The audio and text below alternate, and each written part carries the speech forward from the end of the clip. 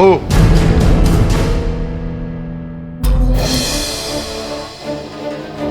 तुमने यहाँ आने की हिम्मत कैसे की? और ये क्या किया तुमने? पिछले 93 सालों से इस स्कूल के किसी सदस्य ने उस कमरे का ताला खोलना तो दूर, उसके आसपास भटकने की जुर्रत तक नहीं की। और तुम कल की आई लड़की, तुम्हें ना इस घर की मान मर्यादा का ख्याल है, ना रीत परंपरा का। अपने मनुष्य कदमों से तुमने उस श्रापित कमरे का न सिर्फ ताला खोला, बल्कि पंडित जी के लगाए हुए उस टोटके को भी। घोर अशुभ हुआ ठाकुर साहब, घोर अशुभ हुआ। 93 साल से दादाजी की लगी हुई सीमा ने अब तक इस शराब को रोके रखा, पर आज आपकी बहू रानी ने इस मर्यादा को तोड़ दिया।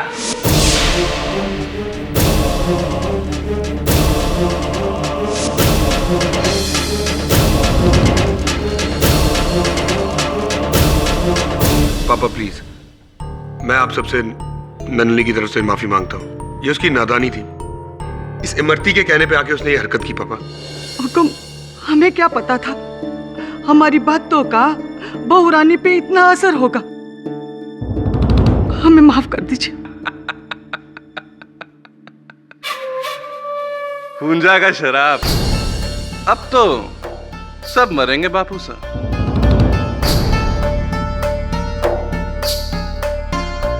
एक एक करके मरेंगे सब, आप तो पहले जाएंगे। चुप हो जा नालायक, तुझे तो हम पहले ही नशे की वजह से खो चुके हैं। पापा ये शराब वराब कुछ नहीं होता। आप लोग कैसी तकियानुसी बातों में यकीन रख रहे हैं। चुप रहे संजय, ये तू नहीं, ये थारे ऊपर चढ़ा इस शहरी लड़की का भूत बोल रहा है। देख लिया विक्रमजीत, थारी लुगाई ने जो शहरी बहू लाने की जिद की थी, जे का क्या परिणाम निकला। हवेली में आते ही थारी मौत का दरवाजा खोल दिया। पापा प्लीज मुझे माफ कर दीजिए, मुझसे बहुत बड़ी भूल हो गई है। भूल तो हुई है और इसका प्रायश्चित भी तुम्हें ही करना होगा। संजय, कल सुबह की पहली गाड़ी से तुम इसे इसके घर छोड़ के आओगे, हमेशा हमेशा के लिए। ये लड़की इस हवेली में दोबारा लौट कर नहीं आएगी। ये आप क्या कह रहे हैं जी? नलिनी को थोड़ा मौका तो दीजिए। खामोश, हमारे बेटे ने जो कह दिया सो कह दिया। और पंडित जी, कल सुबह ही इस हवेली में शुद्धिकरण का हवन होगा और फिर से वो दरवाजा बंद कर दिया जाएगा अगले 93 वर्षों के लिए। जैसे हुक्म राजमाता। और प्रार्थना करो सब कि वो शाप अभी भी सोया हुआ है गो, वरना इस हवेली के हर पुरुष की जान खतरे में है।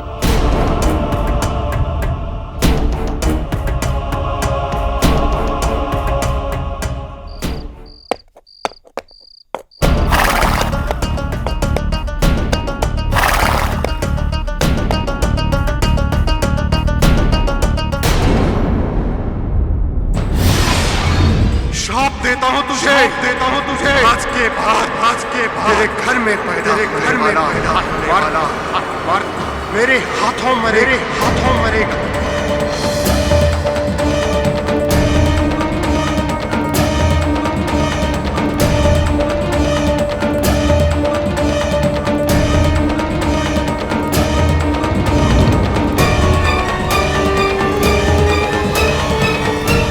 कौन है अंदर?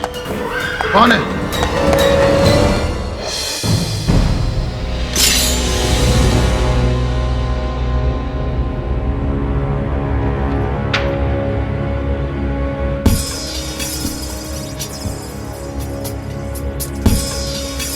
कौन है?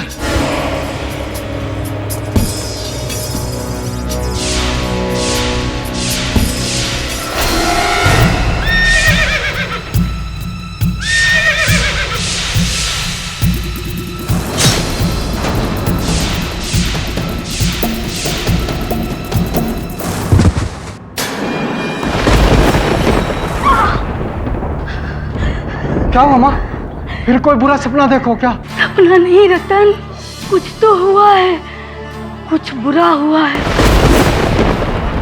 उस हवेली में लालच अपना फन फैलाए है।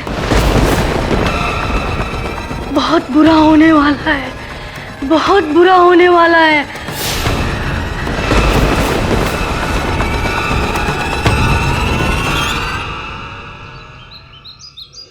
इंस्पेक्टर प्लीज मेरी बात सुनिए, मैंने कुछ नहीं किया। चलो आप नलिनी को कहाँ लेके जा रहे हैं इंस्पेक्टर? संजय डॉक्टर, हमें अपना काम करने दें। पर मैं आपको बता रहा हूँ उन्होंने कोई खून नहीं किया। हमें पूछताछ करनी है, पुलिस स्टेशन ले जाकर। मेरी बात सुनिए, मैंने कुछ नहीं किया। आपकी बात पर इंस्पेक्टर साहब, मैं आपसे कह रहा हूं उन्होंने खून नहीं किया। बस मिस्टर संजय बस। मेरा बेटा एकदम सही कह रहा है, मेरी बहू एकदम बेकसूर है। सारे सबूत इनके खिलाफ हैं।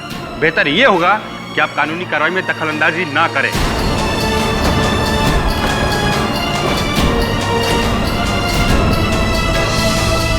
ले चलो इनको। इंस्पेक्टर सुनिए, संजय, संजय।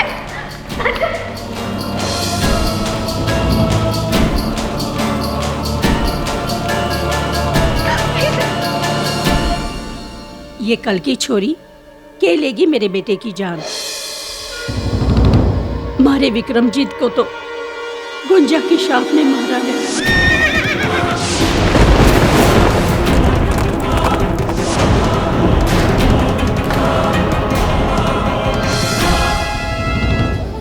पूजा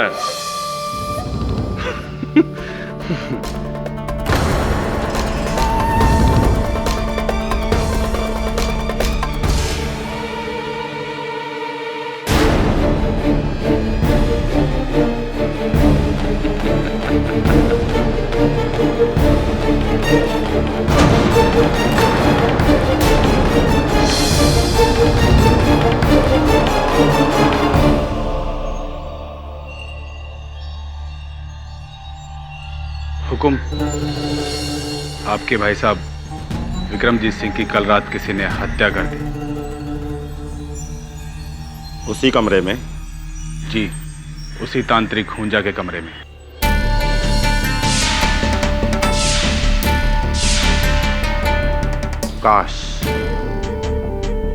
काश हम उस कमरे को देख सकते एक बार।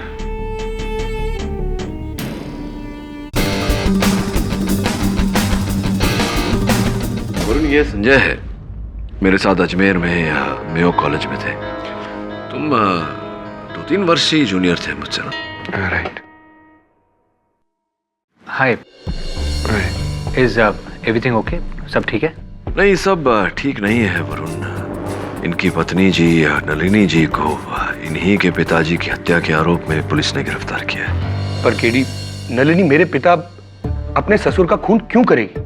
केडी, मेरी वाइफ एक एमए टॉपर है, पढ़ी लिखी हिस्टोरियन है, मुंबई यूनिवर्सिटी में प्राचीन सभ्यता पे लेक्चरर है। इतनी सभ्य लड़की क्या ऐसी हरकत करेगी? मेरे पिता की पीठ में खंजर घोपेगी? तुम्हें किसी पर संदेह है? सारे या तो घर के लोग हैं या पुराने वफादार, पता नहीं। दादी साहब का तो ये कहना है कि ये सब हुंजा का शराब है। हुंजा कौन है? क्या है उसकी कहानी? आज से तकरीबन 93 साल पहले 1919 के करीब, जब मेरे परदादा श्री मोहर सिंह जी और भवरी देवी इस हवेली में रहा करते थे, ये उस वक्त की कहानी। परदादा साहब का कोई वारिस नहीं था। सालों की मिन्नतें और फरियादों के बाद भी उन दोनों की झोली खाली थी। पीर फकीरों के पास भटकते भटकते वो पहुंचे नाहरगढ़ में एक तांत्रिक हुंजा के पास। हुंजा ने उन्हें भरोसा दिलाया कि वो अपनी काली शक्तियों से वो उनके घर में औलाद की खुशी पैदा कर देगा। इसलिए उन्होंने हुंजा को अपनी हवेली में एक कमरा दे दिया। वो रोज रात को वहां पर जप करता, तंत्र मंत्र पढ़ता। ओम ह्रीं क्लीं चामुंडाय विच्चे फट स्वाहा। ओम ह्रीं क्लीं चामुंडाय विच्चे फट स्वाहा।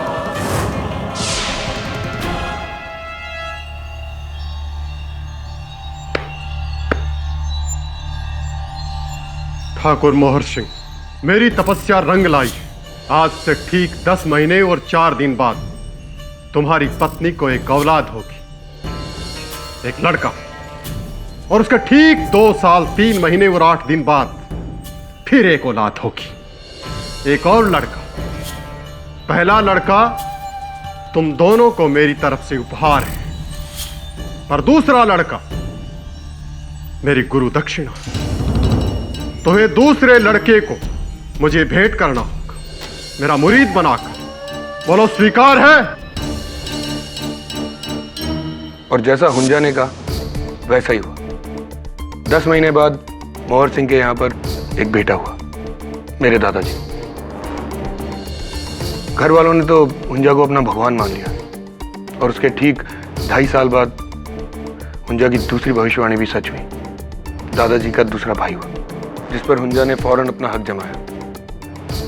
लेकिन ममता में कमजोर होकर दादीसा ने बच्चा देने से मना कर दिया। हुंजा महाराज, यदि आप चाहें तो हमारी आधी जायदाद मांग लें, धन दौलत, सोना चांदी, हीरे जवाहरात, जमीन जो चाहे मांग ले, किंतु हमारी औलाद मत मांगिए। तुम अपने वादे से मुकर रहे हो ठाकुर? मुझे अच्छी तरह याद है, मुझे अपना वादा याद है, किंतु जिस वक्त मैंने आपसे वादा किया था उस वक्त न तो मैं पिता बना था और न ये माता।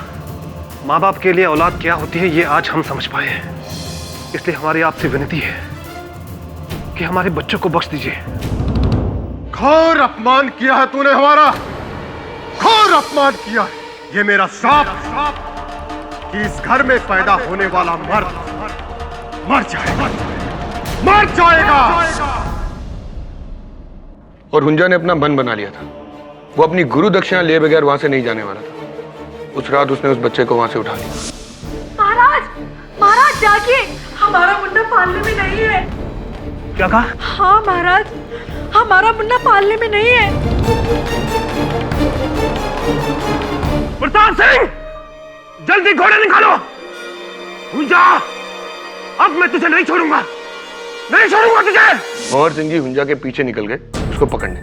माता के मंदिर के टीले के पास उन्होंने और उनके आदमियों ने हुंजा को रोक लिया। उस बच्चे को छीना और फिर उनमें लड़ाई हुई, और उस लड़ाई में हुंजा मारा गया। लेकिन मरने से पहले हुंजा ने मोहर सिंह को एक श्राप दिया।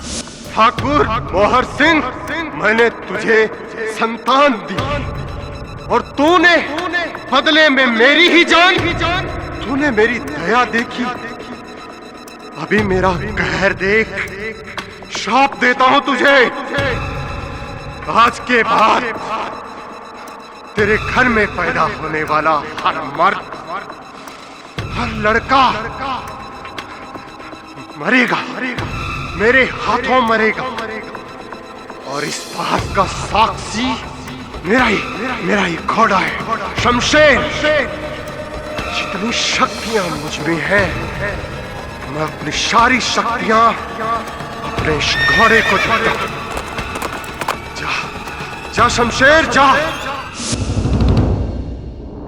उसके अगले दिन मोहर सिंह जी ने हुंजा की लाश को उसी टीले के ऊपर दफन कर दिया और उसकी समाधि बना दी।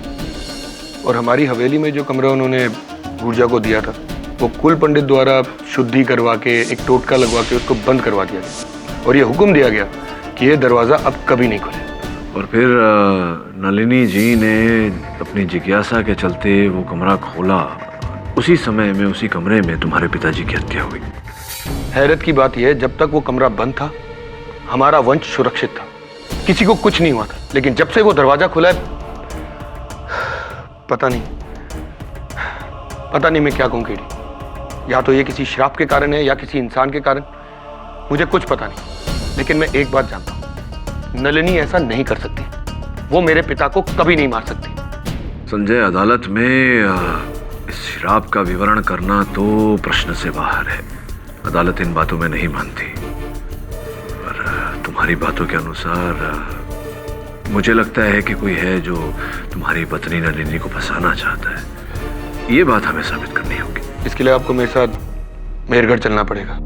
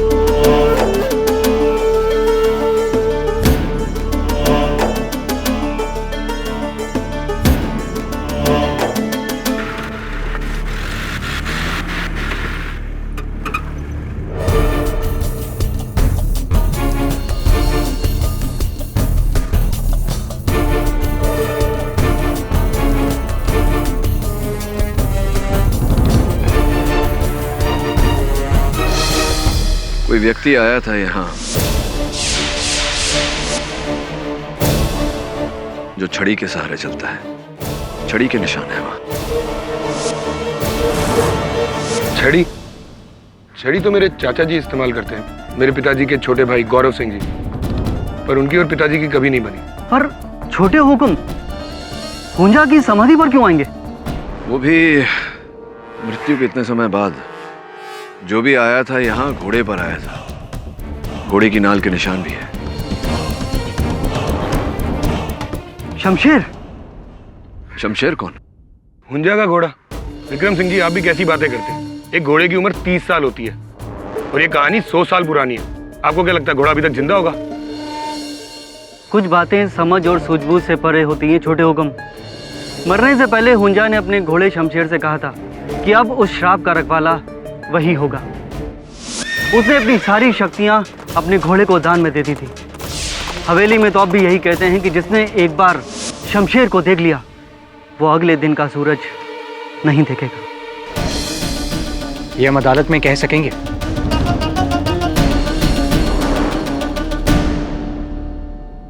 ढूंढो उसे किसी भी कीमत पर। जी हुकुम।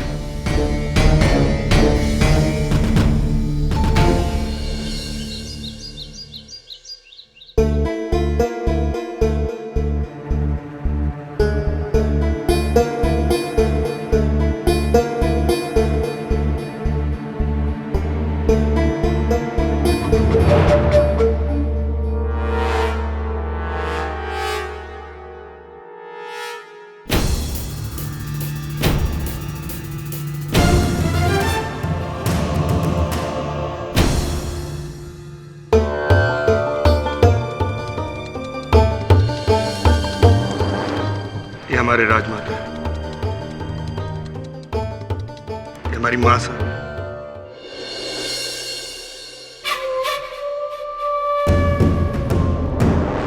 वो हमारे बड़े भाई उद्धव सिंह।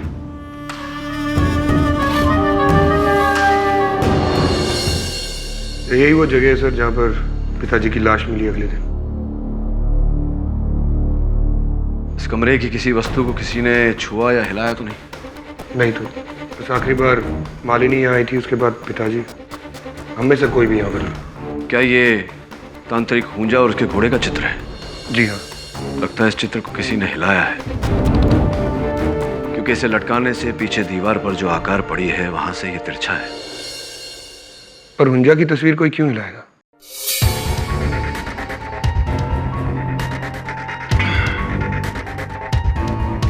वरुण, जरा सहायता कर मेरी।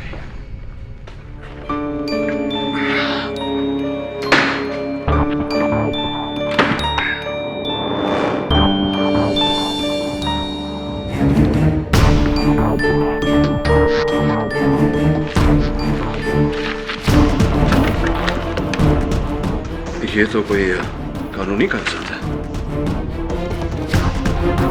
ये जमीन मुंबई में कहीं पालगढ़ में है, किसी जमुनालाल बिष्ट के नाम।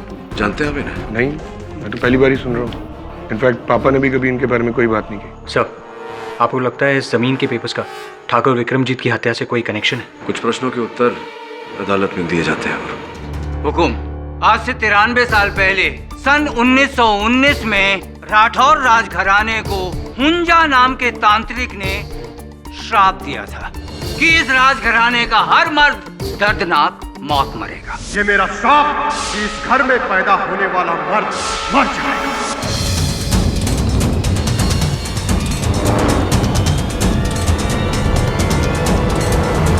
फिर अचानक आज से 7 दिन पहले ठाकुर विक्रमजीत सिंह की लाश उनकी अपनी हवेली में हुंजा की कोठरी में ही मिलती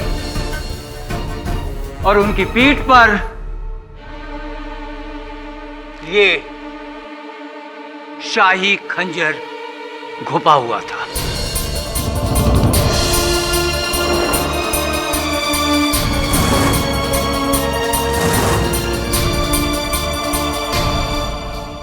मेहरगढ़ के लोगों का यह भी मानना है कि हुंजा की आत्मा ने लौटकर ठाकुर विक्रमजीत सिंह से बदला लिया और अपना श्राप सच साबित किया।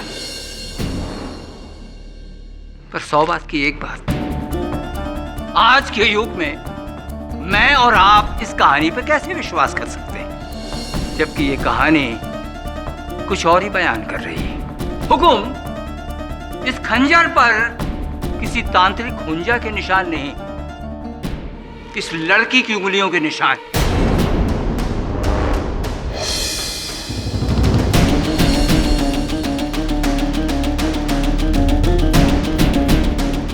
इस लड़की ने अपने ससुर की पीठ में छुरा घोंपा। जी नहीं, मैंने उनकी हत्या नहीं की है। ये लड़की मिस नलिनी रूंगटा मुंबई से 3 साल पहले ये श्रीमान संजय सिंह राठौर से मुंबई में मिली एक पार्टी में। बात दोस्ती में बदली, दोस्ती प्यार में, और फिर प्यार परवान चढ़ा, और इस हद तक कि 4 महीने पहले ये बहू बनकर मेहरगढ़ की हवेली में आ गई।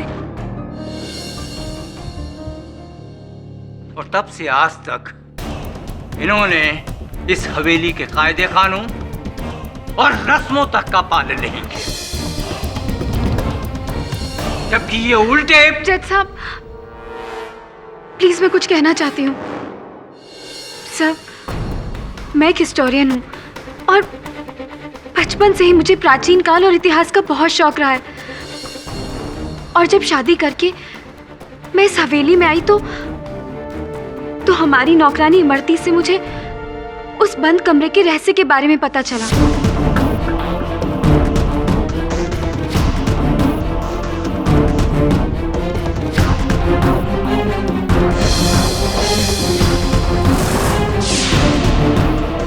मैं सोचने लगी कि पता नहीं इतने सालों से इतिहास का कौन सा रहस्य उस कमरे में कैद है, और बेवकूफी में आके मैंने उस कमरे का ताला तोड़ दिया। और 100 बात की एक बात, आपने उस रात अपने ससुर की हत्या कर दी। जी नहीं, उस रात तो मैं अपने हस्बैंड संजय के साथ अपने बेडरूम में सोई थी।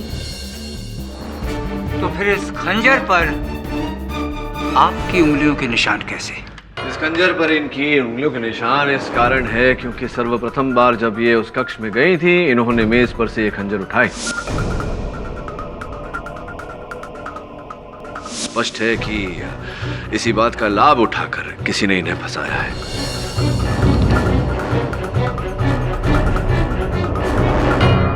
और वो पायल जो कि विक्रमजीत सिंह की लाश के पास से मिली। सर, मुझे नहीं पता। और आपकी वो चप्पल,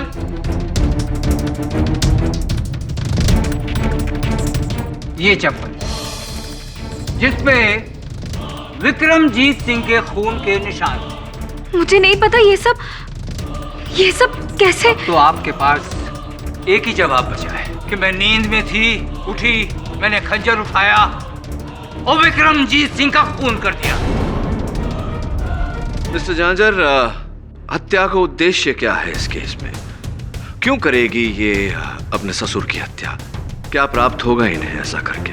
अपने पति का सुख या परिवार वालों की प्रशंसा? क्यों अपने ही हाथों से ये अपने जीवन का सर्वनाश करेंगी? क्यों करेंगी ऐसा? इनके जीवन का सर्वनाश तो उसी रात को ही हो गया था। इनके घर वालों से पूछ लीजिए। ठाकुर उदय सिंह राठौर। जी, उस रात पापा ने कहा था कि संजय, कल सुबह की पहली गाड़ी से तुम इसे इसके घर छोड़ के आओगे, हमेशा हमेशा के लिए। यानी कि नलिनी जी और संजय का रिश्ता खत्म। जी,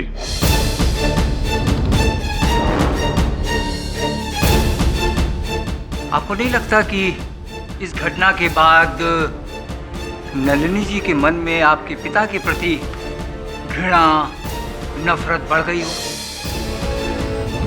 हुकुम, एक औरत से उसके पति को छीनना ये कोई साधारण घटना नहीं है। जी, मैं भी मानता हूं। नलिनी ने ही पापा की जान ली।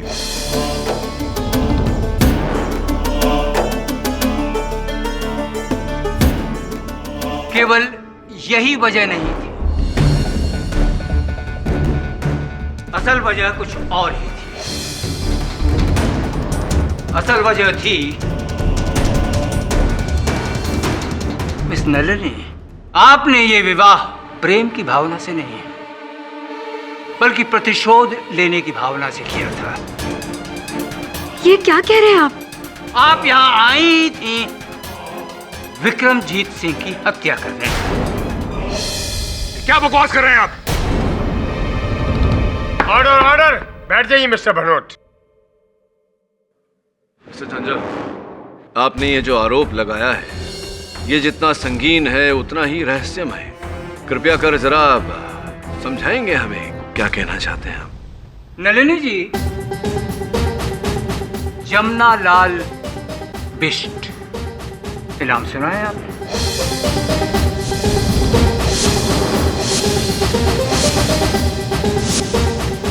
क्या हुआ पाठक जी, ये नाम आपने पहले सुना है? श्री जमुना लाल बिष्ट। ये जमीन मुंबई में कहीं पालगढ़ में है, किसी जमुना लाल बिष्ट के नाम। नलिनी जी, जमुना लाल बिष्ट कौन है? बोलिए ना। जी, वो मेरे नाना थे।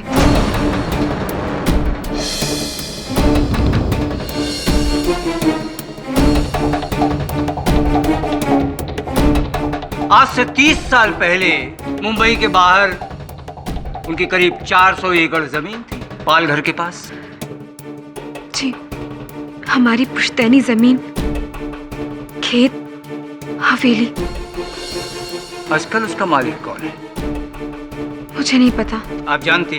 देखिए, आज से 30 साल पहले एक व्यापारी ने मेरे नाना जी को धोखा देकर वो सारी पुश्तैनी जमीन उनसे हथिया ली थी। और इसी वजह से आपके नाना को सदमा पहुंचा और दिल के दौरे की वजह से उनका निधन हो गया। और आपका पूरा के पूरा ननिहाल अमीरी की ऊंचाइयों से गिरकर गरीबी के दलदल में फंस गया। और आज भी वही है। 100 बात की एक बात, यानी कि एक आदमी की वजह से आपका पूरा के पूरा परिवार तबाह। क्या था उस व्यापारी का नाम?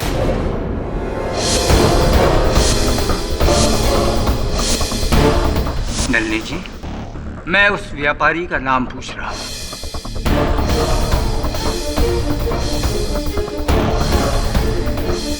नलिनी जी, मैं आपसे बात कर रहा हूं, उस व्यापारी का नाम बताइए। जी, विक्रमजीत सिंह।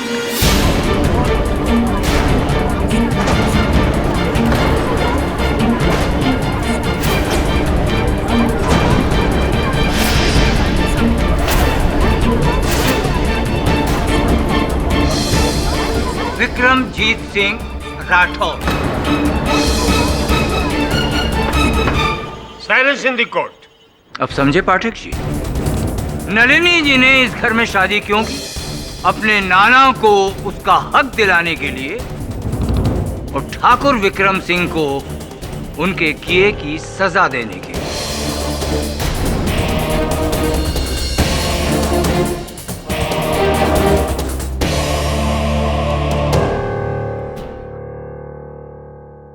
नलिनी जी, हमें इस राज के बारे में कभी पता नहीं चलता अगर हमारे हाथ वो चिट्ठी नहीं आती जो आपकी अलमारी से आपकी और चीजों के साथ हमें मिली। कैसी चिट्ठी? क्या लिखा है उस चिट्ठी में? हुकुम।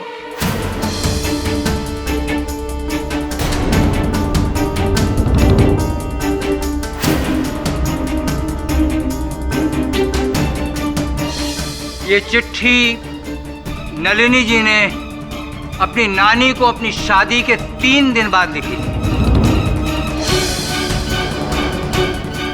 और ये हैंडराइटिंग नलिनी जी की है, इसकी तकसीद हैंडराइटिंग एक्सपर्ट ने की है। प्यारी नानी, आपको खुशी होगी ये जानकर कि अब मैं उस घर में पहुंची हूं जिसने हमारे घर को बर्बाद किया था, और बहुत जल्द मैं उस जमीन के पेपर ढूंढकर विक्रमजीत सिंह को उसके किए की सजा दिलाकर 30 साल बाद हमें इंसाफ मिलेगा।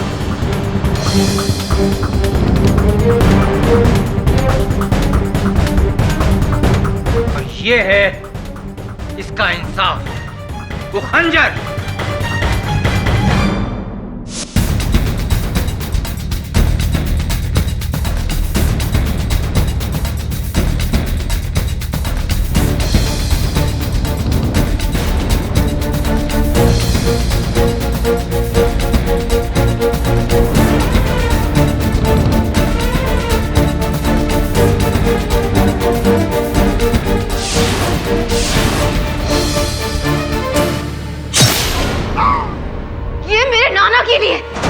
जिसे तूने मार डाला विक्रमजीत।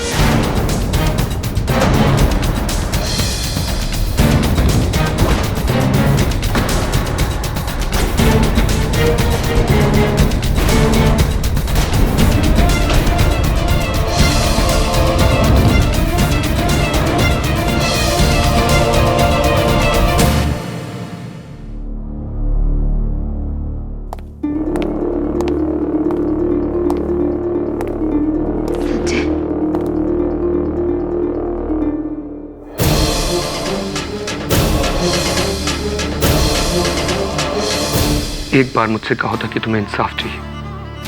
मैं अपने पापा, घर वाले, सबसे लड़के तुम्हें तुम्हारी नाना जी की प्रॉपर्टी दिलाता। संजय, ये सब क्या कह रहे हो तुम? पर तुमने तो पक्का इरादा बना लिया था। मुझसे प्यार का नाटक किया सिर्फ इसलिए ताकि तुम मेरे पिताजी तक पहुंच सको। और उस दिन भी तुम उस कमरे में कोई इतिहास ढूंढने नहीं, बल्कि अपनी नाना जी की प्रॉपर्टी के पेपर ढूंढने गई थी। नहीं संजय, तुमसे मेरा प्यार कभी झूठ नहीं था। हाँ, मैं मानती हूँ कि तुमसे सगाई होने के बाद जब मुझे ये पता चला कि वो और कोई नहीं बल्कि तुम्हारे पापा थे जिन्होंने मेरे घर को बर्बाद किया था, तो मैंने सोचा था कि एक बार शादी करके इस हवेली में आ जाऊं तो उनसे बदला लूंगी। इसीलिए मैंने अपनी नानी को वो लेटर लिखा था, पर मैंने पोस्ट नहीं किया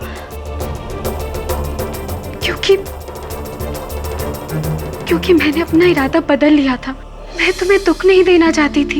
इनफैक्ट मैं तुम्हें सब कुछ बता देना चाहती थी, पर झूठ झूठ सब झूठ।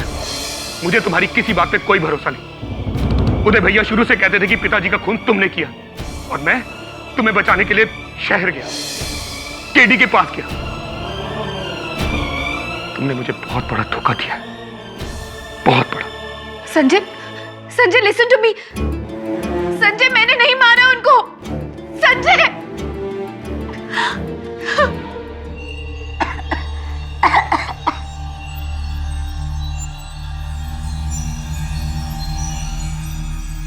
हवेली के बारे में क्या सोच रही है अम्मा? जो कुछ हुआ वो में थारे का कसूर? सब मारो कसूर है। मुझे उसे कुछ नहीं बताना चाहिए था, कुछ नहीं। सीधा छोटे हुकुम। इस चेक की कोई आवश्यकता नहीं थी संजय जी। केस तो अभी अभी शुरू हुआ है। आपके और मेरे लिए खत्म हो चुका है। मैं ये केस वापस लेना चाहता हूँ।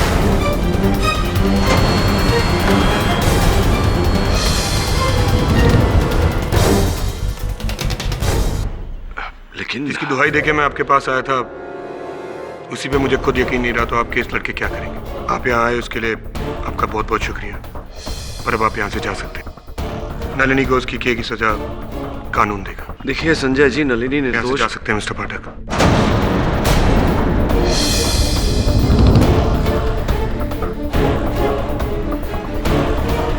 वीरमान सिंह जी, इनको एयरपोर्ट लेके जाइए।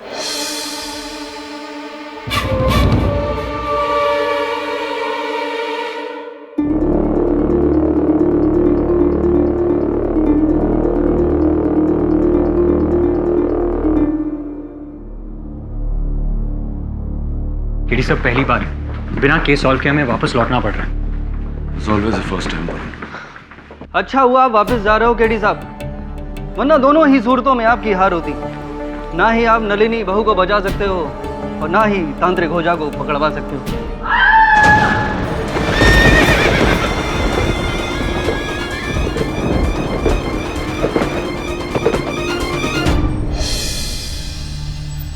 उठिए मौसा। हुंजा का घोड़ा, उसका घोड़ा।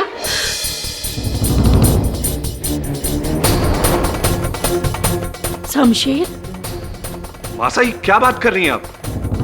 हवेली में घोड़ा? हाँ, हम अपने कमरे में जा रहे थे, हमने घोड़े के चलने की आवाज सुनी।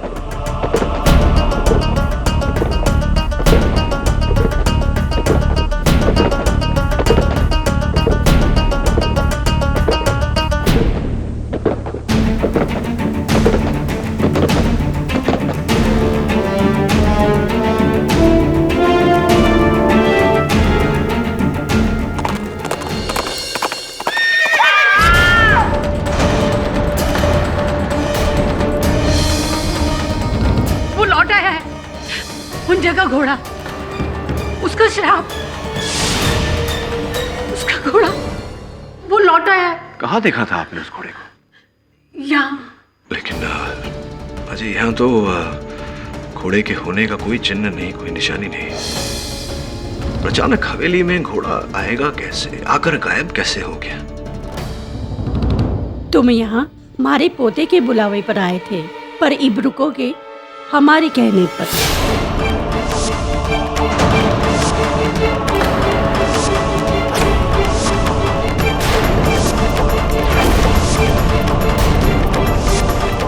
अपने बेटे की लाश को देखा है हमने, और एक माँ होके इतना ही कह सकते हूँ कि उसकी मौत कोई आम मौत नहीं थी।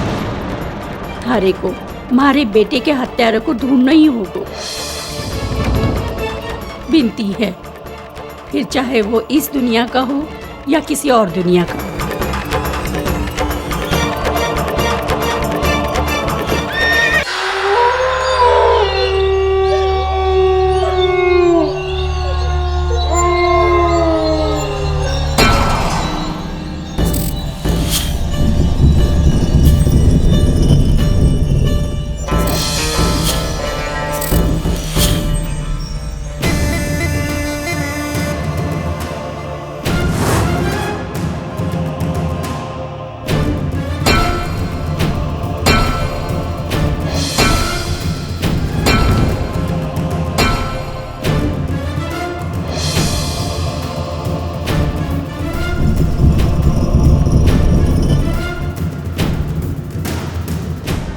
हुकुम, जे मिला है।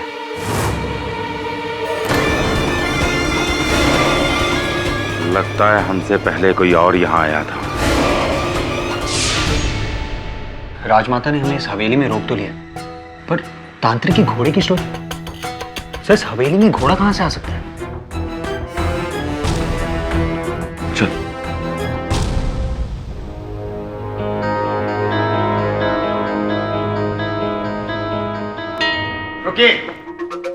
आप इस कक्ष में प्रवेश नहीं कर सकते। क्यों? आज अमावस है, काली शक्तियां अपनी चरम सीमा पर हैं। फिर तो हम अवश्य उनसे मिलना चाहेंगे। और फिर ठकुराइन ने इसी कक्ष में तांत्रिक हुंजा के घोड़े को देखा था। किसी न किसी को तो घोड़े की लगाम थामनी है। आत्मा की ना कोई नाल होती है, ना कोई लगाम। अभी भी समय है, वापस अपने शहर चले जाओ।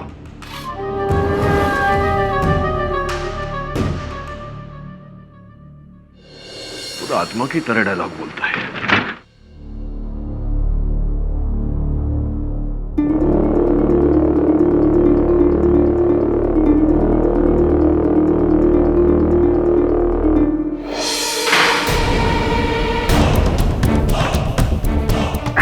क्या हुआ? शायद बाहर से किसी ने हमें बंद कर दिया। शायद चाहते होंगे कि हम केस सुलझाकर ही बाहर निकले। यहाँ आ जा, हुंजा के घोड़े को ढूंढते। कौन सा घोड़ा सर? ना पैरों के निशान है ना कुछ और सर इस तस्वीर को देखिए, हुंजा क्या लुक दे रहे हैं। लगता है जैसे तस्वीर से बाहर निकलकर हम दोनों को भस्म कर देगा। तो देख मत ना उसकी तरफ। इस कमरे की खिड़कियां अंदर से पूरी तरह बंद है, यानी कि अगर ये दरवाजा बंद हो तो इस कमरे में आने का और कोई तरीका नहीं।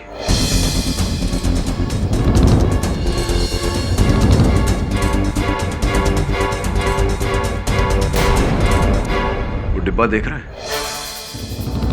बाहर से 30 साल की धूल जमी है, लेकिन अंदर से बिल्कुल साफ। इसका अर्थ यह हुआ कि इसे हाल ही में खोला गया था। सर शायद नलिनी ने खोला होगा। नलिनी क्यों खोलेगी? इतने छोटे डिब्बे में क्या आपने नाना जी के जायदाद के कागजात ढूंढ रही थी या कुछ और ढूंढ रही थी? उसी से पूछना पड़ेगा। चल यहां से निकलते।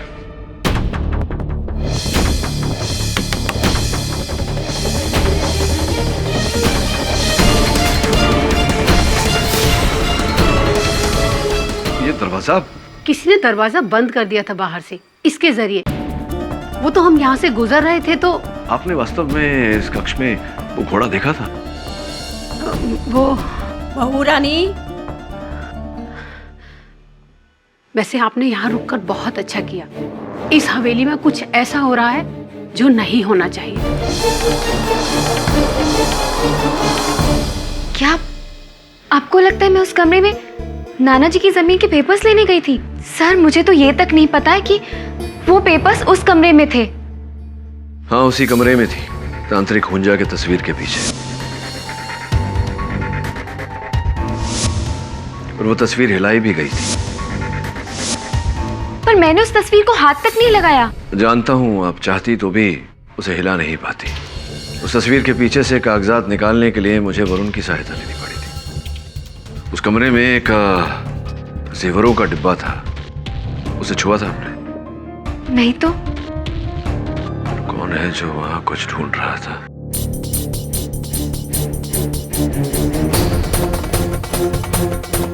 कहाँ जा सकती है वो? कहाँ? ढूंढो उसे, ढूंढो। सुनिए पंडित जी, हम नहीं चाहते कि अब ये मनहूस कमरा अब और खुला रहे। इस पर फिर से ताला लग जाना चाहिए। दादी साहब, पुलिस ने मना किया इस कमरे को बंद करने से। तो फिर उस हुंजा तांत्रिक की अंदर रखी हुई सारी सामग्री को जला के भस्म कर दो।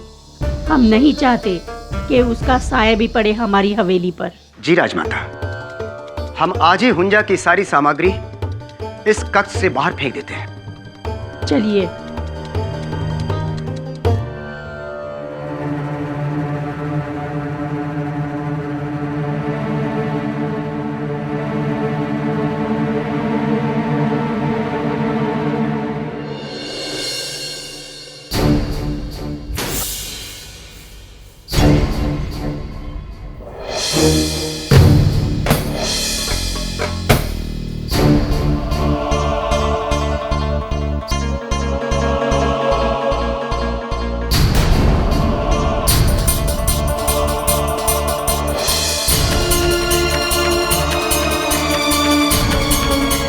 ये क्या?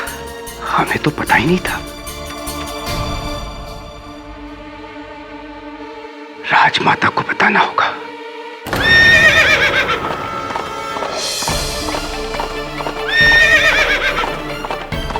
हुंजा का घोड़ा।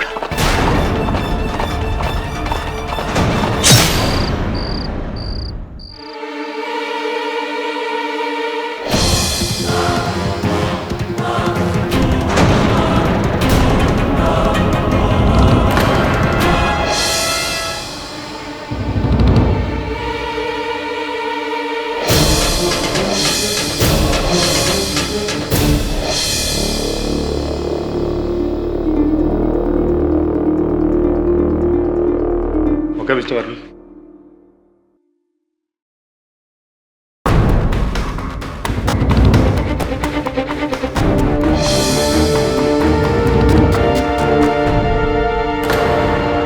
घोड़े के पैरों के निशान। हुंजा लौट आया है। बहू रानी ने उसका कमरा खोलकर उसकी आत्मा को मुक्त कर दिया है। हमारे कुल पंडित को मारकर उसने ये साबित कर दिया है कि अब कोई भी शक्ति हमें नहीं बचा सकती, सबकी मौत होगी।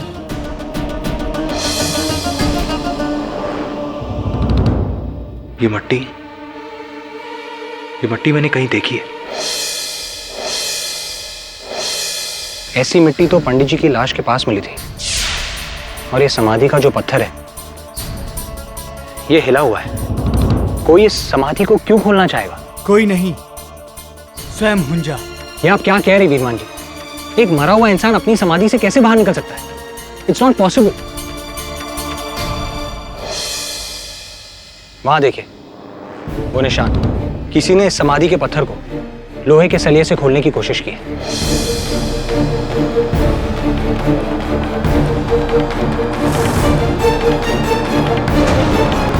हुंजा के समाधि की मिट्टी है। इसका अर्थ यह हुआ वरुण की कोई है जो कुछ ढूंढ रहा है, और जब वो वस्तु उसे हुंजा के कमरे में नहीं मिली तब उसने हुंजा की समाधि को तोड़कर वहां ढूंढा। लेकिन नलिनी को तो इस बात का कोई ज्ञान नहीं। कौन हो सकता है? के बात से बेटा तारे को अभी भी लगता है कि ये किसी इंसान का रचा हुआ षड्यंत्र है। राजमाता जी, ये जो हुंजा तांत्रिक था उसके बारे में अब हमें कुछ बता सकती है?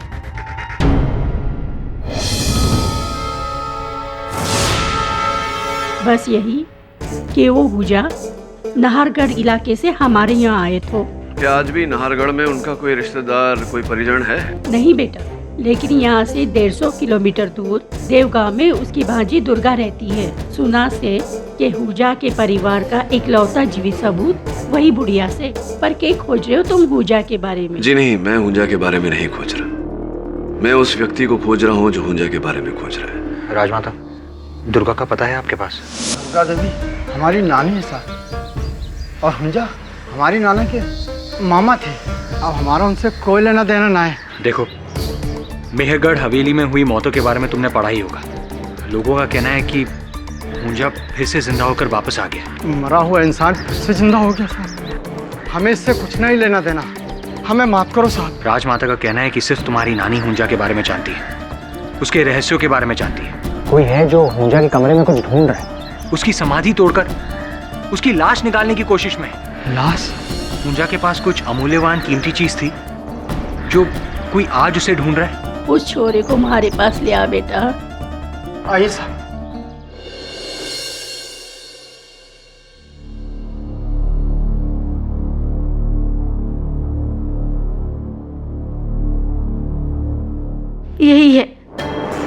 यही है फसाद की जड़, मेघमणि।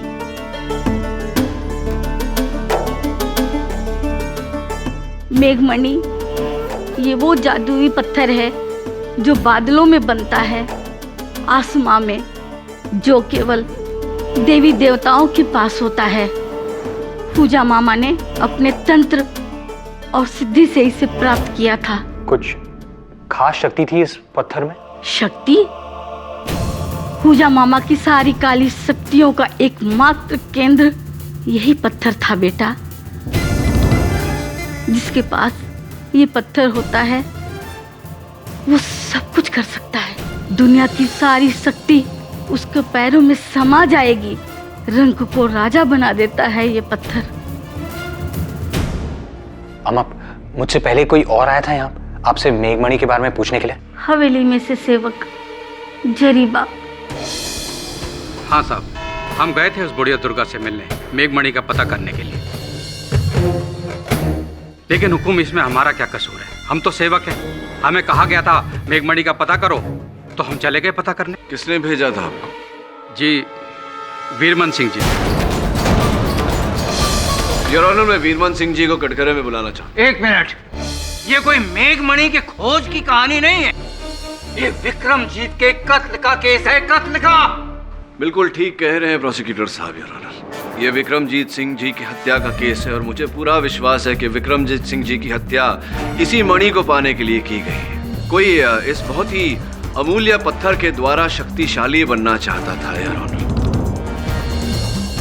और यही कारण था कि जब हवेली के पंडित ओमकार नाथ जी को इस बारे में पता चला तो उनकी भी हत्या कर दी गई ताकि ये बात न फैले। ये सब एक पत्थर के लिए? एक मामूली पत्थर के लिए?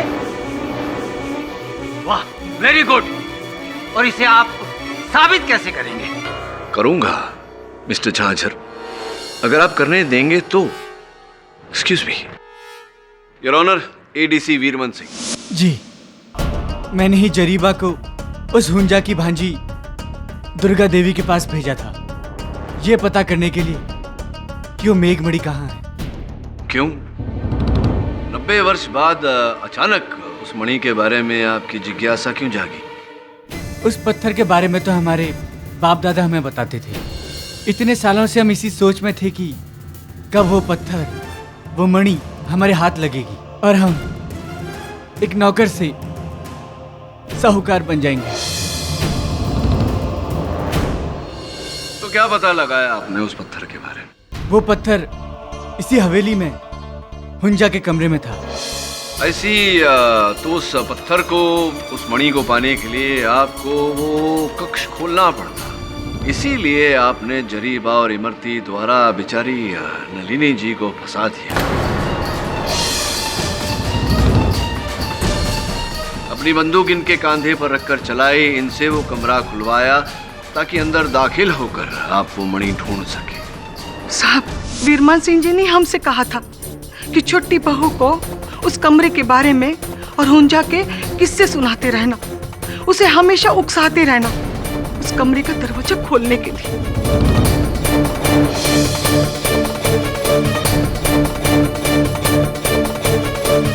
हमने वही किया जो हमसे कहा था।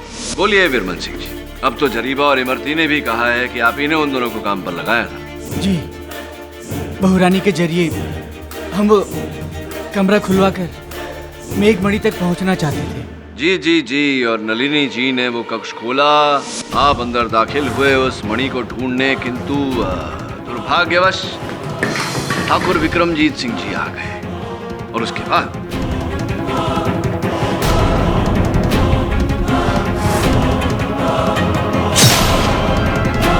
नहीं, भवानी कसम, हम उस रात उस कमरे में गए ही नहीं, ना उस मणि की वजह से और ना किसी और वजह से। वीरमन सिंह जी, वो मणि इस समय कहाँ है? वो मणि अब हमारे पास नहीं है और ना ही हवेली के उस कमरे में है।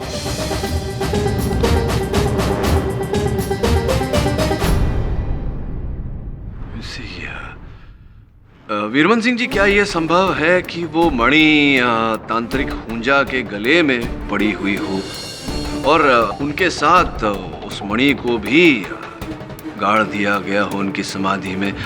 मैं इसलिए पूछ रहा हूँ क्योंकि समाधि के साथ भी छेड़खानी की गई थी, वहां भी खोज की गई थी उस मणि की। यदि ऐसा है तो ये सवाल आप हमसे नहीं, छोटे हुकुम गौरव सिंह जी से कीजिए, क्योंकि हमारी तरह उन्हें भी मेघमणि की तलाश रहती थी और समाधि के टीले में कई बार देखा है हमने उन्हें।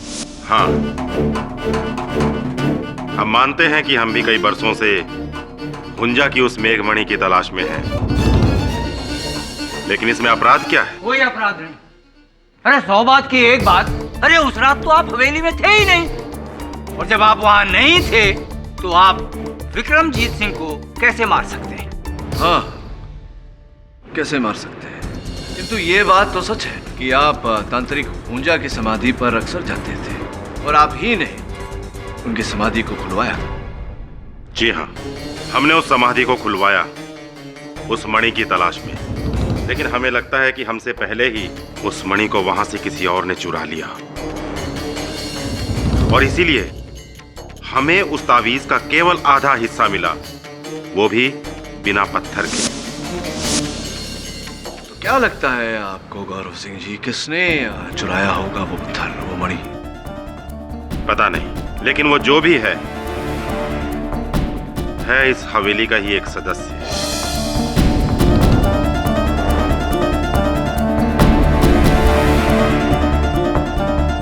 आप उस तक पहुंचिए,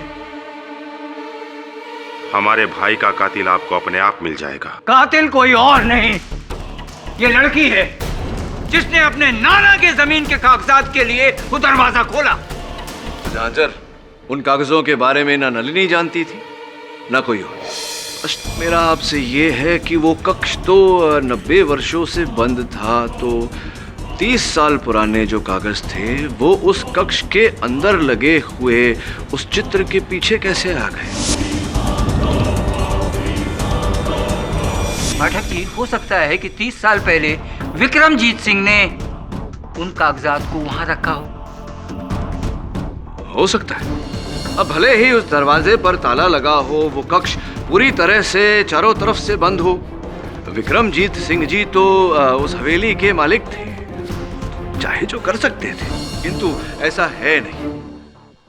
मिस्टर झांझर, अगर ऐसा होता तो इन कागजों पर 30 साल पुरानी मिट्टी लगी होती, कहीं ना कहीं दीमक लग गई होती, फटे पुराने होते ये कागज, किंतु ऐसा है नहीं। और ऑनर, ये तो बिल्कुल नए हैं जैसे 30 साल पहले थे, जिससे ये स्पष्ट होता है कि इन्हें सुरक्षित स्थान पर रखा गया था और उसी रात इन कागजों को उस तस्वीर के पीछे रखा गया ताकि बेचारी नलिनी जी को फंसाया जा सके। और ऐसा किसने किया होगा?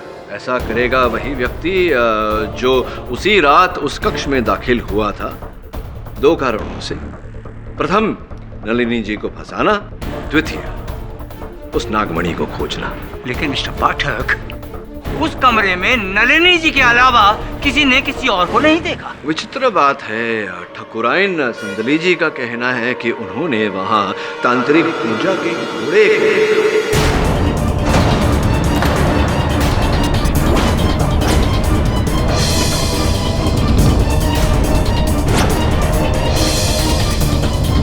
लो, कर लो बात। अब घोड़ा कातिल हो गया हुकुम। अब यही तो श्राप था मिस्टर झांझर, कि तांत्रिक पूजा का घोड़ा ही बदला लेगा। क्यों संदली जी, देखा था ना? ठाकुराइन, कृपया कर अदालत को बताएं कि आपने उस कमरे में उस रात तांत्रिक हुंजा के घोड़े शमशेर को देखा था या नहीं? नहीं।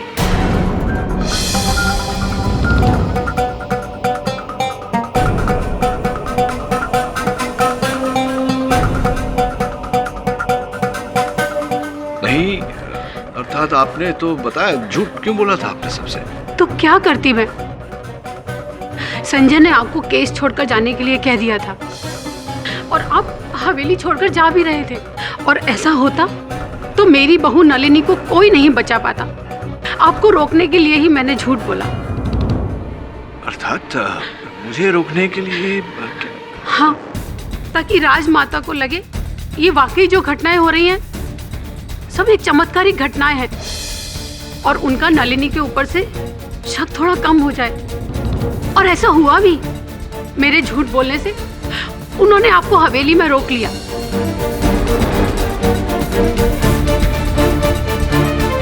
संजय बेटा, नलिनी ने तुम्हारे पिता का कत्ल नहीं किया, ये किसी और की चाल है, और हमें शक है वीरमान जी पर और हमारे देवर गौरव सिंह जी पर। ये दोनों आपस में मिले हुए हैं।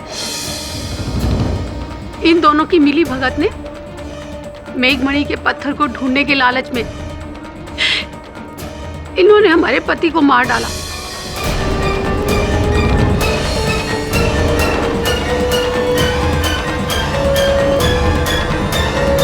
हम तो आपको अपने घर का वफादार समझते थे ना, और आपने हमारे ही घर में आग लगा दी। ये आपने अच्छा नहीं किया। ये क्या हो रहा है जज साहब? हुकुम, ये लोग कहानी को कहां से कहां पहुंचा रहे हैं? अरे बात तो ये थी कि नलिनी जी हत्यारिन है, कातिल है, और अब तो कहानी में मेघमणि, घोड़ा, पत्थर, देवर, एडीसी। मिस्टर पाठक, ये जो आपकी पत्थर वाली थ्योरी है ना, ये आप तभी साबित कर सकते हैं जब आप उस व्यक्ति को यहाँ लाएं जिसके पास वो पत्थर है, और वो यहाँ अदालत में खड़ा होकर कह सके कि मेरे पास वो पत्थर है और मैंने इस पत्थर के लिए विक्रमजीत सिंह की हत्या की। क्या ऐसा कर सकते हैं आप? इतने सालों से हम सोच रहे थे कि इस घर में शैतान उस कमरे में कैद है, लेकिन नहीं, शैतान तो तुम लोगों के दिलों में मौजूद था। हमेशा से ही लालच, ईर्ष्या का वो दाना जिसने हमारी बेटी की जान ले ली। अभी भी समय है। कोर्ट कचहरी में तो बात सालों तक खींचती चली जाएगी। हमारे सामने अपने गुनाह को कबूल कर लो। बोलो, किसने जान ली है विक्रमजीत की? राजमाता, हो सकता है घर वालों में से किसी का काम ना हो, किसी बाहर वाले का काम हो। नहीं संजय, ये काम घर के ही किसी भेदी का है।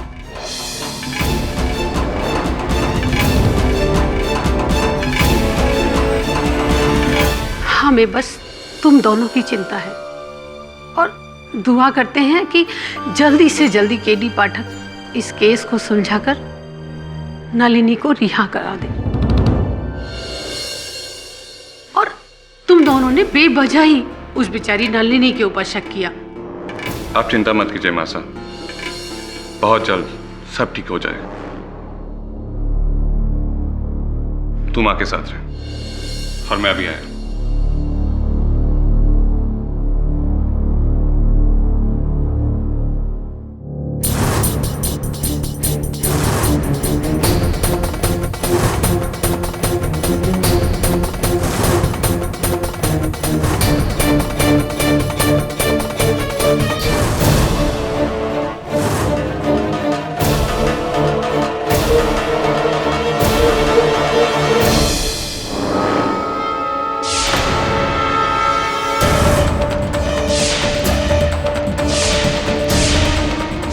लालचंद जी, क्या कीमत लगाई आपने इस पत्थर की? हाँ, पर कीमत मैं इसकी पूरी ही लूंगा। 8 करोड़ से ना इधर ना उधर।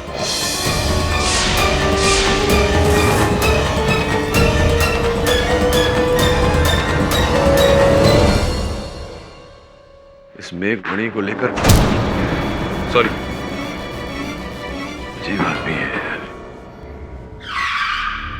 ये गाड़ी को अभी खराब होना था साला। देखता हूं।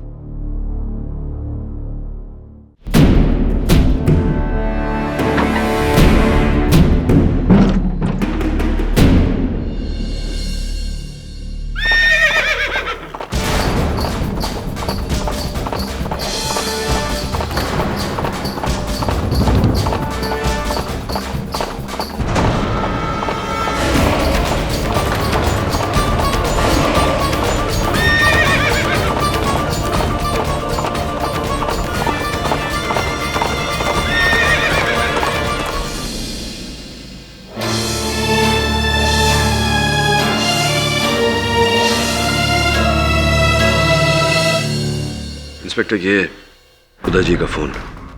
इस पर से अंतिम कॉल किसी लालचंद नामक जोहरी को किया गया था, जिनका ये कहना है कि उदय जी उन्हें मेघमणि बेचना चाहते थे। मेघमणि उदय के पास है? जी नहीं राजमाता जी, मुझे लगता है थी इनके पास, क्योंकि ये खाली पोटली मिली है इनके पास से। शायद किसी ने चुरा ली। लाश के पास घोड़े का निशान भी। ये सब क्या हो रहा है, मुझे तो कुछ समझ में नहीं आ रहा। कहीं सच में हुंजा की आत्मा ये अपना मेघमणि लेने तो वापस नहीं आ गई? यहाँ कोई आत्मा नहीं।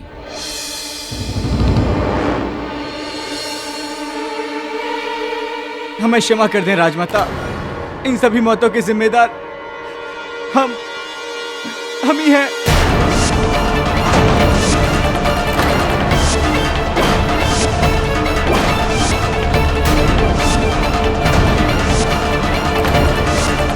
ठाकुर विक्रमजीत सिंह, पुजारी ओंकारनाथ, कुमार उदय सिंह की जान।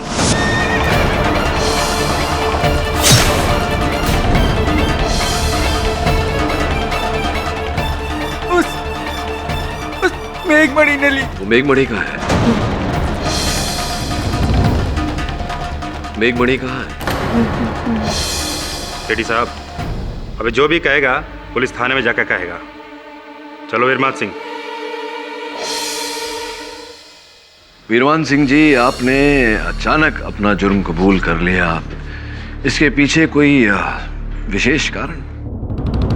क्योंकि हमारा सोया हुआ जमीर एक बार फिर जाग उठा।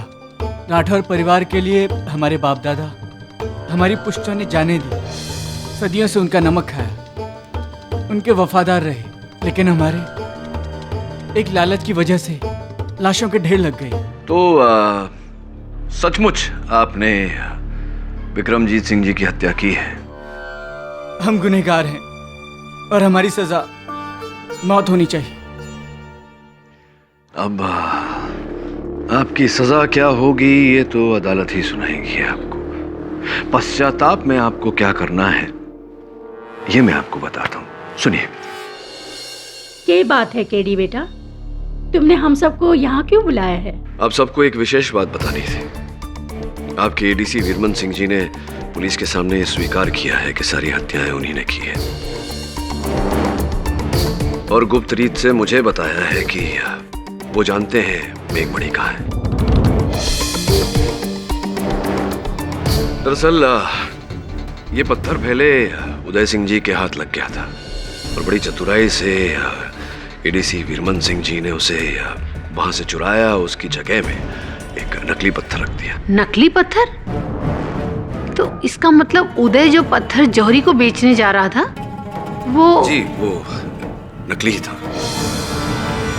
तो फिर असली पत्थर का है? बस यूं समझ लीजिए कि कल प्रातःकाल उस पत्थर को न्यायाधीश महोदय के समक्ष रखूंगा, क्योंकि वही अंतिम साक्ष्य है एडीसी वीरमन के अपराधी होने का।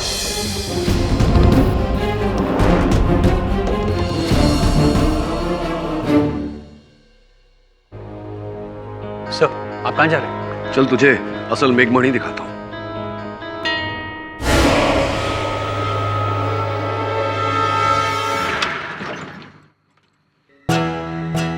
केडी साहब, आपको नहीं लगता हमें यहाँ पुलिस को साथ लेकर आना चाहिए था? हिंदी फिल्में देखता तो? Of course sir. पुलिस खेल खत्म होने के बाद ही आती है। चल।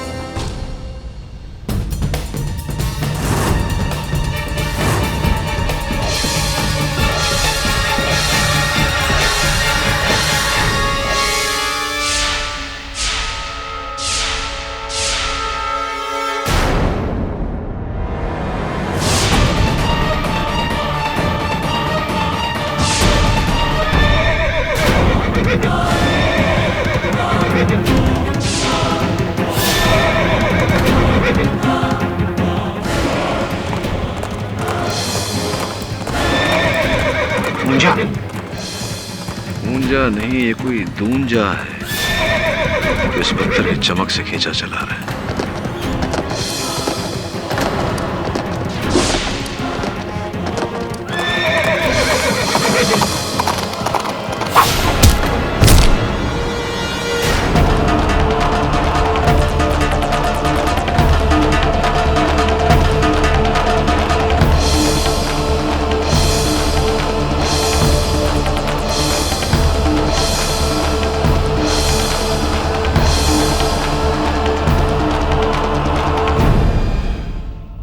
उस घोड़े का जो जीन है, पीठ की गद्दी, सैडल, उस पर एक नाम गुधा हुआ है।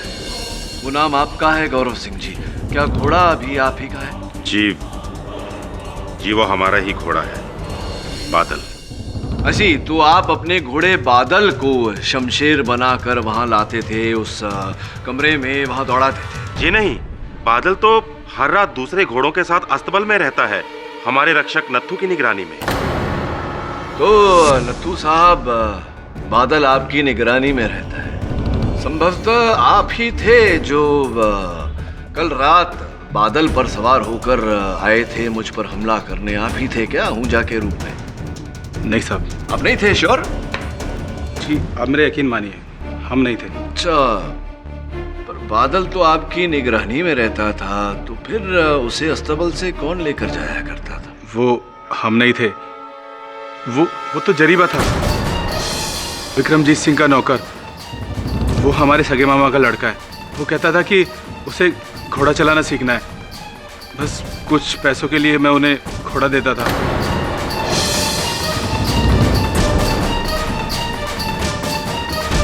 तो जरीबा साहब, घोड़सवारी सीख रहे हैं आप, वो भी रातों में? जी वो आपकी तलवार कहाँ चली गई? और वो काला चोगा? मिस्टर तांत्रिक हुंजा। माँ बाप ये क्या कह रहे हैं, हमें कुछ समझ नहीं आ रहा। कमाल कर रहे हो, मैं जो कह रहा हूँ समझ में ही नहीं आ रहा। क्या बात है, क्या हुआ?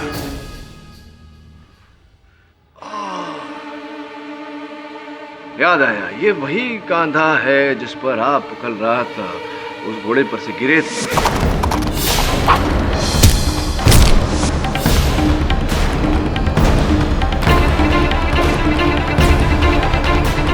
वही कांधा है ना? लाइए लाइए दिखाइए।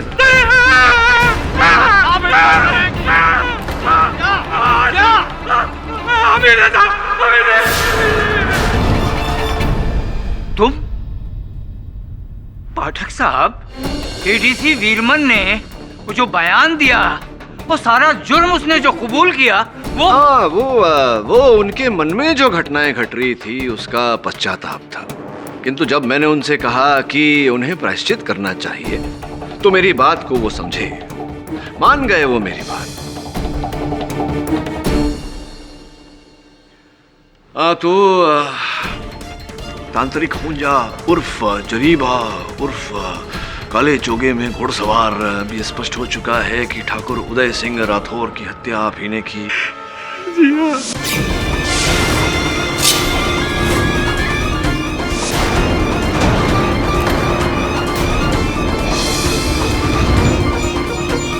ये भी स्पष्ट हो चुका है कि पंडित ओमकारनाथ की हत्या आप ही ने की। और ठाकुर विक्रमजीत सिंह की हत्या भी आप ही ने की। नहीं भाई, उनको हमने नहीं मारा, उनको तो इमरती ने।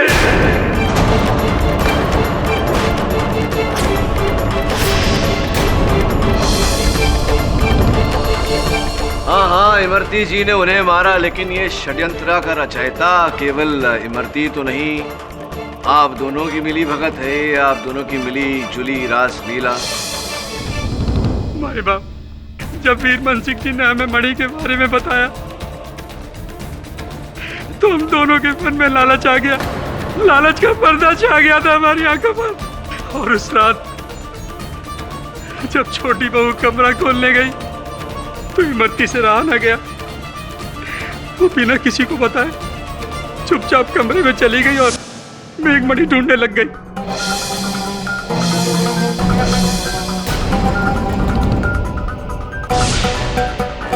कौन है?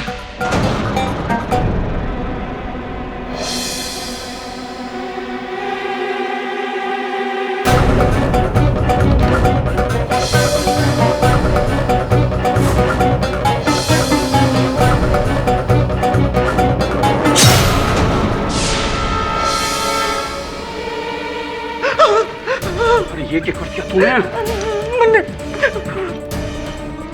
ये ठाकुर का क्या कर दिया? मरवा दिया तू, मरती। क्या करती? ये हमें कोई ना बचा सकता।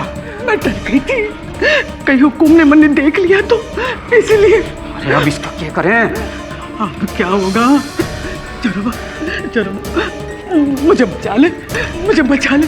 सोचने दे। मारो मातो तो काम नहीं करे हैं, क्या करें? हाँ, एक तरीका है।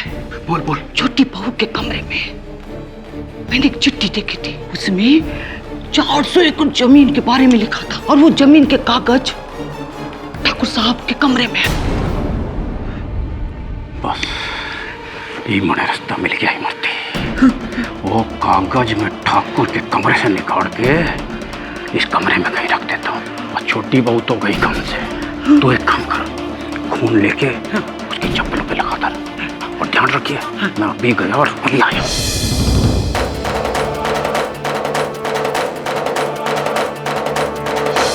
और इस तरह हमने नलनी बहू को झूठा फंसा दिया। किंतु जिस वस्तु को प्राप्त करने के लिए ये सब किया आपने, वो मेघमणि, वो कहाँ है? नहीं, लेकिन फिर मुझे एहसास हुआ कि मेघमणि उस तांत्रिक की कब्र में ही दफन होगी, उसकी लाश के साथ। और रात में मैं उसकी कब्र पर पहुंच गया और उसको खोदा तो वो मेघमणि मुझे वहां मिल गई। फिर वो मणि उदय सिंह जी के पास कैसे पहुंच गई? मेघमणि मिलते ही मैं सीधा हवेली गया। मिल गई काम हो गया। मेघमणि मिला, जल्दी से दिखा।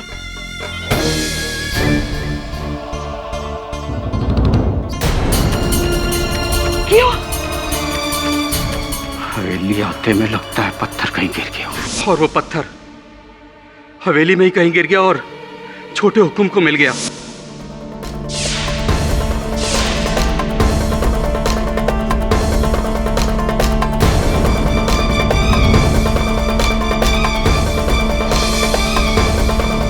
उस समय तक शायद उन्हें उसकी कीमत के बारे में पता नहीं था। समझ रहा हूँ, मैं समझ रहा हूँ। और जब कुल पंडित ओंकारनाथ उस मेघमणि का रहस्य बताने वाले थे, उससे पहले ही तुमने उन्हें मार दिया, तब जाकर के उदय सिंह जी को उस पत्थर का मूल्य पता चला होगा। जी साहब।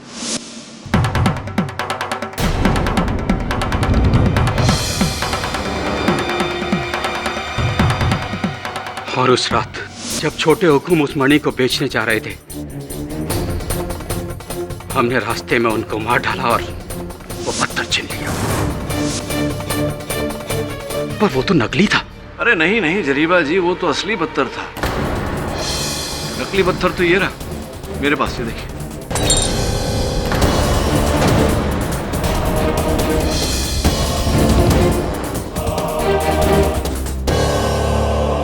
इसके द्वारा मैंने आपके आंखों में धूल झोंकने का, आपको रंगे हाथों पकड़ने का सफल प्रयास किया।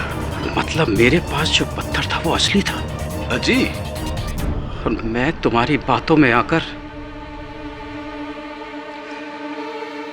मैंने अपना सारा खेल बिगाड़ लिया। नहीं नहीं नहीं नहीं, मेरी बातों में आकर नहीं, अपने ही लालच में आकर।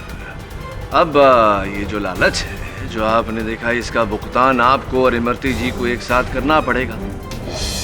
आपके बड़े बुजुर्गों ने सिखाया नहीं कि लालच करने का अंजाम हमेशा बुरा होता है। The defence rest. ये अदालत ठाकुर विक्रमजीत सिंह राठौर, ठाकुर उदय सिंह राठौर और पुजारी ओंकारनाथ की हत्या के जुर्म में जरीबा और इमरती देवी को दोषी मानते हुए गिरफ्तार करने का हुक्म देती है और नल्ली राठौर को बेगुनाह घोषित करते हुए बाइज्जत बरी करती है। The case is closed.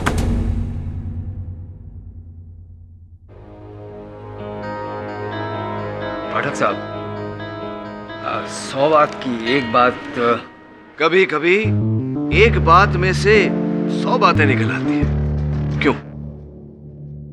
और भी दिलचस्प कहानी देखने के लिए हमारे चैनल को सब्सक्राइब करें और बेल आइकॉन दबाना न भूलें।